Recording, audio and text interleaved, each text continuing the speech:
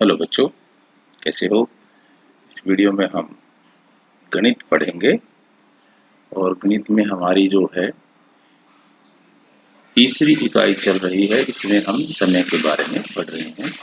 आज हम पढ़ रहे हैं कैलेंडर से जुड़े कुछ सवाल। ठीक है, तो कैलेंडर में क्या क्या होता है, इससे पहला जो वीडियो था उसमें हमने कैलेंडर, ये जो कैलेंडर है इस पे कुछ सवाल किए थे। ठीक है, इस कैलेंडर को हमने देखा था और ये जो सवाल थे ये हमने कंप्लीट कर लिए थे। तो आज फिर हम इससे के आगे का पार्ट करेंगे। ठीक है, तो इसको मैंने, एक ये आपकी बुक है और एक मैंने ये सोल्व किया है। ठीक है, तो इसमें शुरू करते हैं हम। दिए गए कैलेंडर से अपनी भरी हुई तालिका देखकर लिखें। पीछे हमने जो टेबल भरा था उसके बेस पे ही हम अगला कंटिन्यू करेंगे। ऐसे कौन कौन से महीने हैं जिनमें 31 दिन आते हैं।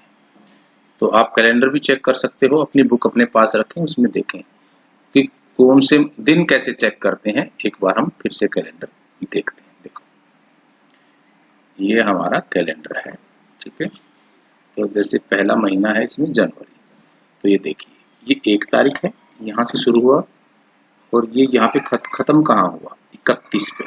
यानी कि इस महीने में पूरे 31 दिन है।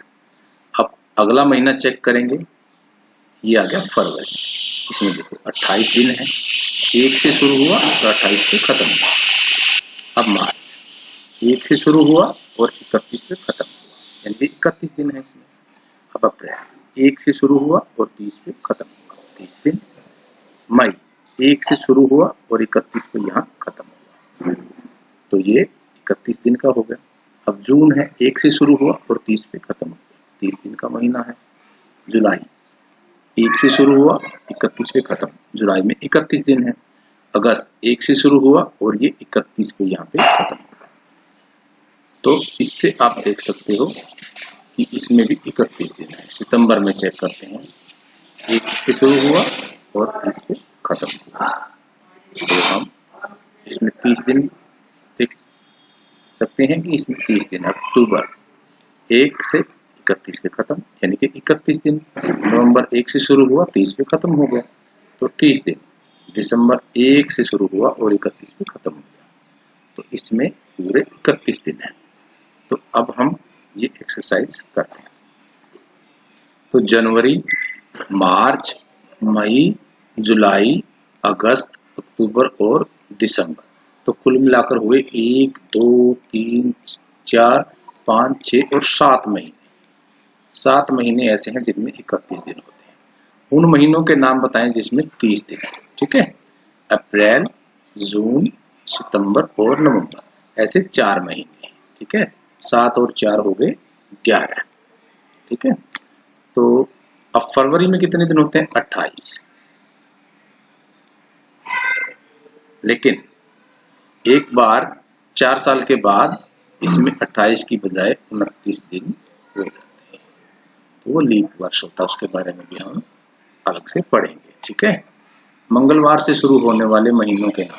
अपना कैलेंडर देखें, देखिए एक बार ये कैलेंडर आप देखिए, इसमें मंगलवार से कौन सा शुरू हुआ। देखो, जनवरी वीरवार से शुरू हुआ, ये रविवार से, ये रविवार से।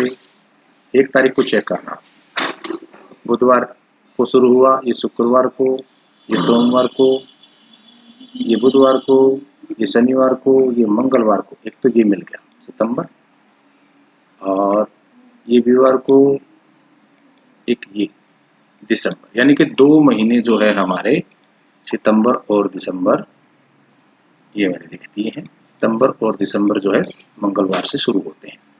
मार्च मास में कितने रविवार आए, फिर से कैलेंडर हम देखेंगे। अब मार्च पे जाइए, तीसरा महीना होता है मार्च, ये रहा। कितने रविवार आए, यही पूछा ना इसने, कितने रविवार आए, तो ये रहा आपका कैलेंडर। 1 2 3 4 यानी कि 5, इसमें आए 5 रविवार, ये हमने भर दिया है।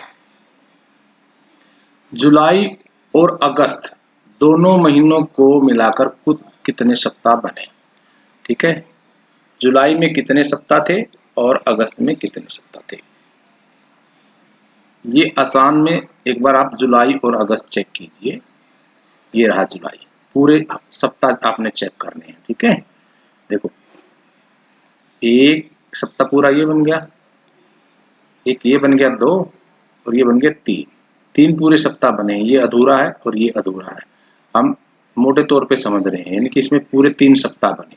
हालांकि इसमें 4 बनेंगे तो इसमें एक दिन जोड़, यहाँ पे एक दिन बढ़ जाएगा इसमें से, और 3 ये दिन, क्योंकि 6 और 4 10 दिन ये हो गए। हम इनको नहीं काउंट करेंगे, हम सिंपल पहले समझ रहे हैं सप्ताह कैसे काउंट करते हैं। वैसे तो 1 से लेकर 7 तक सप्ताह बन जाएगा, तो मैंने कैलेंडर के हिसाब से सिखाया है आपको। वैसे तो हम दिनों को काउंट करके बनाएंगे, बुधवार से बुधवार बन जाएगा, लेकिन इसमें जो दिए हैं उसके हिसाब से देखो, इसमें पूरे 4 हैं। देखो एक ये बन गया, एक ये एक ये, यानी कि 7 सप्ताह कंप्लीट बन गए, लेकिन बन जाएंगे 8। 3 दिन ये, 4 दिन 7 और 6 13, यानी कि 1 सप्ताह और बढ़ जाएगा, 8 सप्ताह टोटल बनेंगे। लेकिन हमने इनके हिसाब से 7 ही लिखे हैं, क्योंकि इसमें जुलाई में 3 कंप्लीट है और अगस्त में 4 है।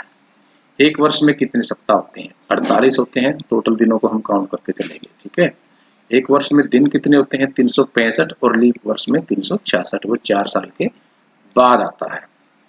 ठीक है, स्वतंत्रता दिवस हम अगस्त के महीने में मनाते हैं 15 अगस्त को, और गणतंत्र दिवस हम मनाते हैं 26 जनवरी को, यानी कि जनवरी के महीने में। बाल दिवस कब मनाते हैं? बाल दिवस हम मनाते हैं 14 नवंबर को। ठीक है, तो ये नवंबर के महीने में मनाते हैं। उस दिन हमारे देश के प्रथम प्रधानमंत्री पंडित जवाहरलाल नेहरू का जन्मदिन होता है, तो उस दिन को हम बाल दिवस के रूप में मनाते हैं। आगे थोड़ा सा रह गया, वो पढ़ते हैं। राजू कैलेंडर को देख ही रहा था कि प्रीति आ गई। ये राजू है, ये कैलेंडर पढ़ रहा है, तभी एक दूसरा बच्चा है, उसका नाम है प्रीति, वो आ जाती है, वो भी कैलेंडर देखने लगती है। अब ये लड़की कहती है, मैं बताती हूँ मेरा जन्मदिन भी 29 फरवरी का है। मेरी माँ कहती है कि तुम्हारा जन्मदिन 4 वर्ष के बाद धूमधाम से मनाते हैं। अब मेरा जन्मदिन 2016 में मनाया जाएगा, क्योंकि इसके बाद 2020 में मेरी माँ ने बताया कि लीप वर्ष हर 4 साल के बाद आता है। तो जो ये लीप वर्ष होता है, ये 4 साल के बाद क्यों आता है, तो इसका लॉजिक समझिए आप। जब हम दिनों की गिनती करते हैं, हम क्या करते हैं? 24 घंटे का एक दिन बनाते हैं।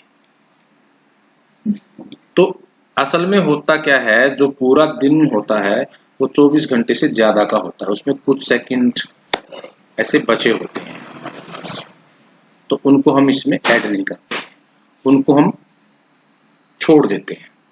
और जब हम उन सेकंडों को, उस टाइम को हम गिनती करते हैं, तो वो हर 4 साल के बाद पूरा एक दिन बन जाता है।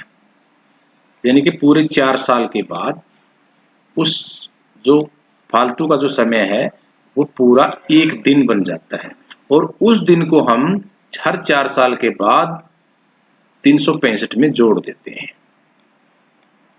ठीक है, तो 365 में जब एक जोड़ देंगे तो 366 बन जाता है। उसको हमने एक नाम दे दिया लीप वर्ष, यानी कि वो हर 4 साल बाद आता है। जैसे अब पहले 2016 में आया था, और इसको एक आसान लॉजिक से आप समझ सकते हो।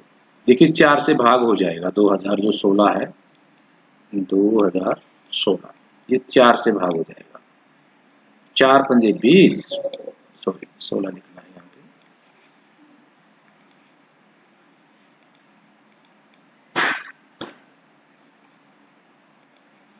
यहाँ पे 16 लिखना है, 4 पंजे 20 और 4 चौके 16। तो इसमें